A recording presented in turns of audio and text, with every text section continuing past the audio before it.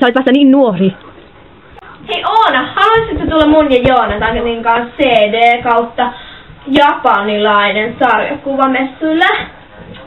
No siis, sellaista mangaavaa. No niin, siis se on niin ihanaa. Oikeesti.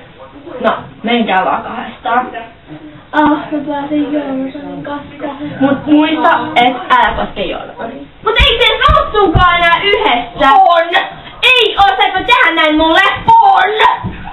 Oi Joonatan, vähän on ihanii. Hei, lähtis tulee joku päivä teille. Joo, loistavaa. Vitsi ihanaa. Tää on pakko. Mitä vittu? Hei! Ai! Hei Sofia. No.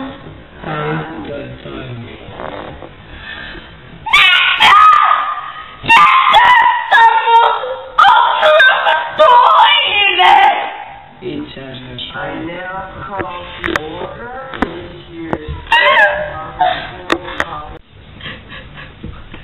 Sofia, mikä sulla on? Joonatan jätti mut. Miksi ihmeessä? Sillä on joku toinen. Kuka se vois olla? Voit sä kysyä sen? En mä kyllä tiiä. Please, sä aina mun toivot! No okei, kano nyt mitään. No, missä jätit Oonan?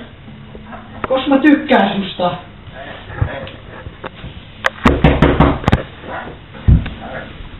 Kuka siellä on? Oi hei, hei, sä oot saanut selville, että mitä Joonatan tekee täällä? Se tuli lainaan niitä manga-kirjoja. Ei, Sofia! Miksi sä jätit mut? Niin, mitä mä oikein tehdään? No tää on vähän vaikea kertoa, mut minä ja Joonatan seurustellaan nykyään.